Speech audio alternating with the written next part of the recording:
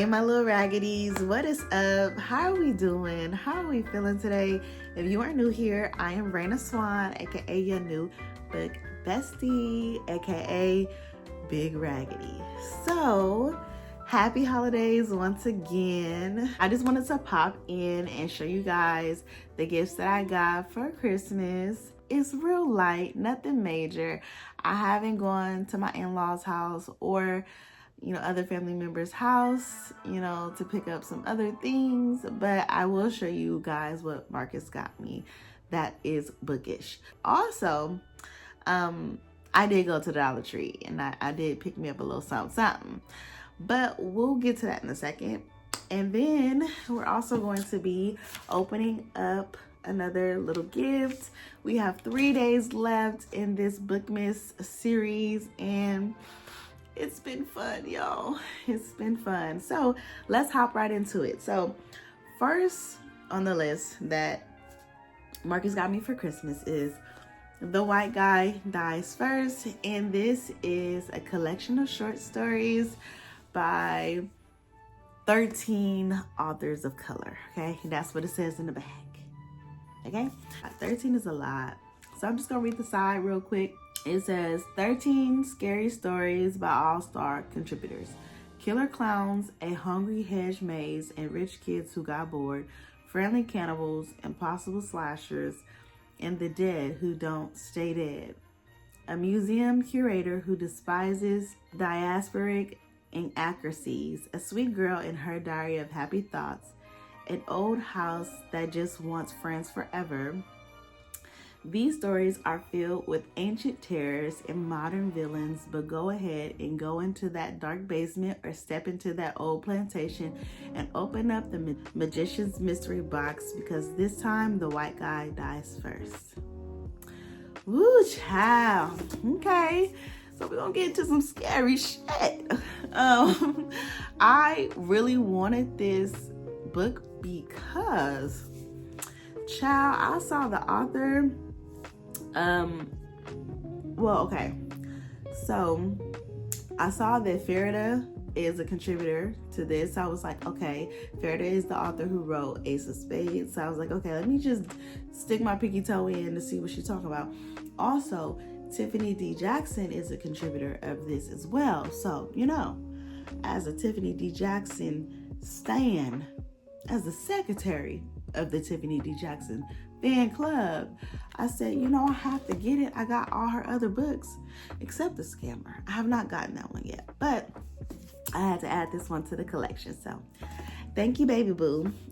He also got me Dead Woman Crossing, and I think this is a thriller. It is an atmospheric crime thriller.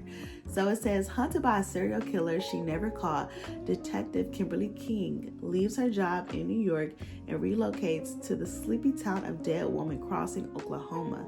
Kimberly hopes to bring her daughter Jessica up close to her family, far from the bad memories the city holds. But her quiet new home is not the peaceful place she dreamed of.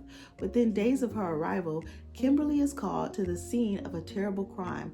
Her friend Hannah, a single mother, has been brutally murdered. Her 1-year-old daughter, the only witness.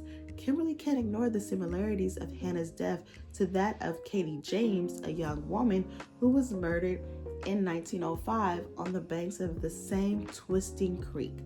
Dead Woman Crossing is named after her, and it seems someone is drawing inspiration from the crime. Could this be a copycat killer?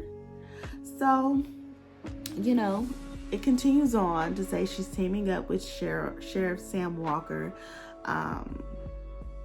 but she's not really making much progress. The small town of people don't really talk to people too much, and Kimberly, for some reason, is, she's asking questions, but they ain't talking.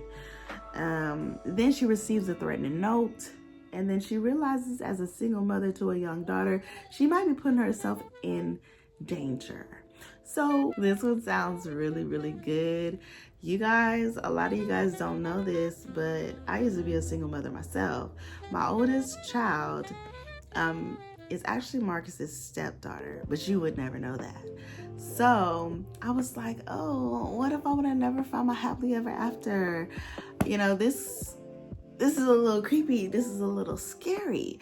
So I was like, yeah, I wanna get into this. So this was on my wish list, and he picked it up and he ordered it for me for Christmas. So thank you, baby boo. And then last on the list of books he got me is Backwoods.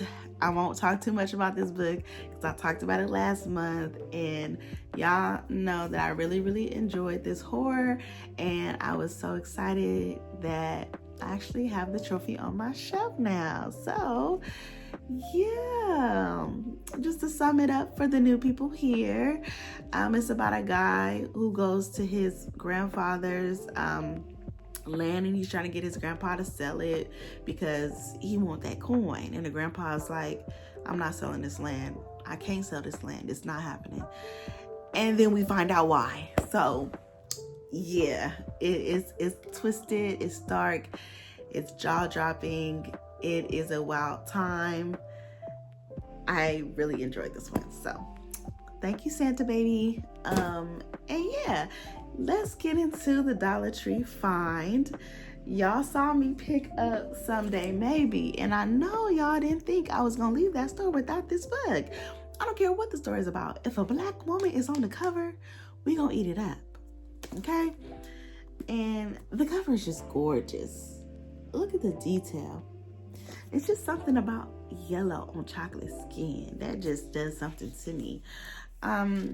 But let's get into the synopsis. Okay, it says, here are 3 things you should know about my husband. He wasn't the great love of my life, despite his penchant for going incommunicado. I don't even know what that means, but we're gonna keep going. He was, as far as I and everyone else could tell, perfectly happy, which is significant because 3, on New Year's Eve, he killed himself. And here is one thing you should know about me. I found him. Bonus fact, no, I am not okay. Someday Maybe is a stunning and witty debut novel about a young woman's emotional journey through unimaginable loss, pulled along by her tight-knit Nigerian family, a posse of new friends, and the love and laughter she shared with her husband. Oh, she grieving. Oh my goodness. That's just so sad. That I would hate to find anybody, you know, deceased. Damn, around the time my husband was dying, I was shipping ice from the freezer in search of the ice cube tray wedged in the back. Oh, so she was home. Damn. And then this is the prologue. And so chapter 1 says, I read somewhere once that going through a breakup is like experiencing the death of a partner. They called it a kind of bereavement. Y'all know I love reading the first sentences of the books. I don't even know why y'all sitting there looking like, why is she reading that? It don't matter. But this seems like it's going to be an emotional roller coaster. And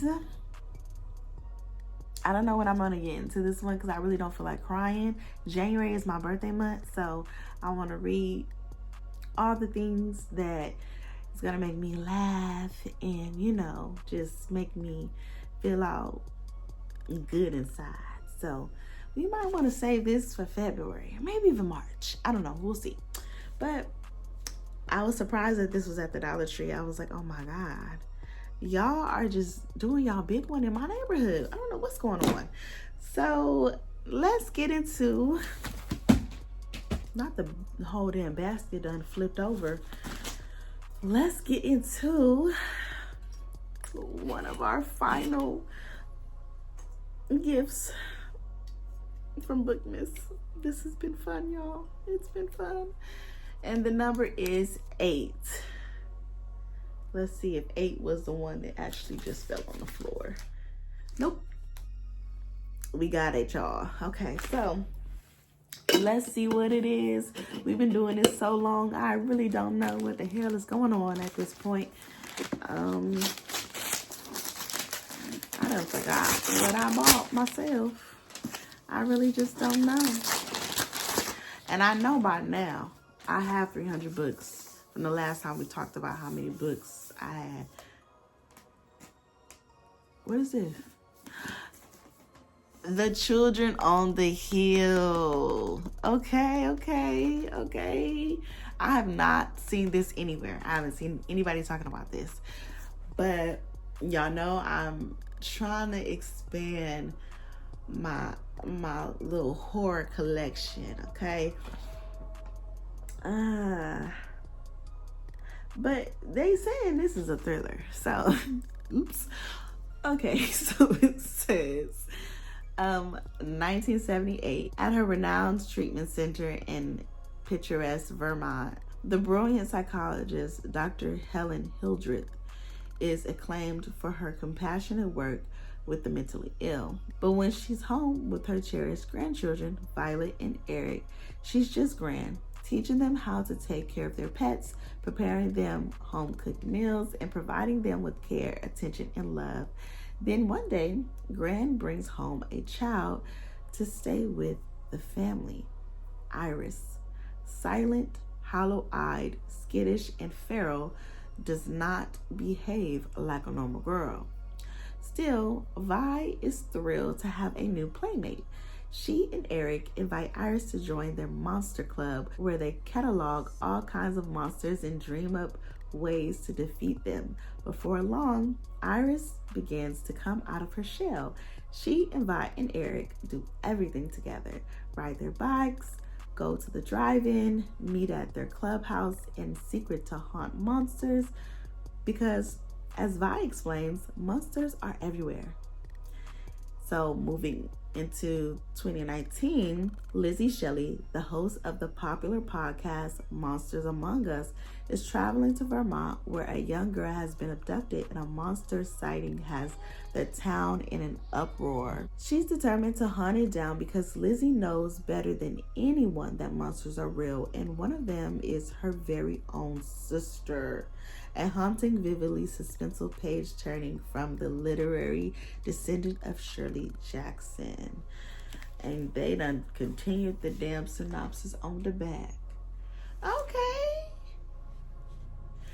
Jennifer looked like she make a mean string bean casserole or something. Or at least some potatoes with raisins in it. Don't she look? She look like a very nice lady. Okay, Jennifer. Now, Book Outlet, count your damn days, because the damn pages are all bent up. Luckily, it's in the back. So, let's see. Let's see what the first page is talking about. The Children on the Hill. I want all the spooky feelings, okay? Child, this is not opening up the way I wanted it to. I wanted to open up with a bang. I mean, I guess I would have to continue to read. Let me see. The building was haunted. Vi thought as she ran across the huge, expansive green lawn to the end. How could it not be? If she squinted just right, it could be an old mansion or castle or something from a black and white movie where Dracula might live. But the end was made from dull yellow bricks, not cranky stone. I don't even know what cranky means. Child. Anyways, so that is what your girl got for Christmas. That's what I picked up from the Dollar Tree. And this was the book of the day. Have you read any of these books? What were your thoughts? Let me know down in the comment section below, because I need to know what you're thinking, okay? And if you were me, which one would you read first? I know I didn't read the first pages of, Dead Woman Crossing or The White Guy, but which one would you read first? Yeah, this one don't even open up with a bang. But, and I'm saying, talking about which one would you read first, like I didn't already read the Backwoods. I'm sleepy, y'all, and I have to start getting ready for work. But yeah, I am actually excited to get into this one. I probably won't save this one until October. I'll probably just read it whenever the hell I feel like it. But yeah, and now I have the white guy dies first, and I also have the blonde dies first, and then I also have the black girl survives in this one. So I feel like that just totally sums up my little collection of this theme that they have going on. And I like it. I enjoy that. So anywho, drop down in the comments, leave me a heart or swan or something in the chat. Also, I will be announcing the giveaway winners Wednesday. So stay tuned for that and be safe. Happy New Year. See you guys in Monday's video. All right.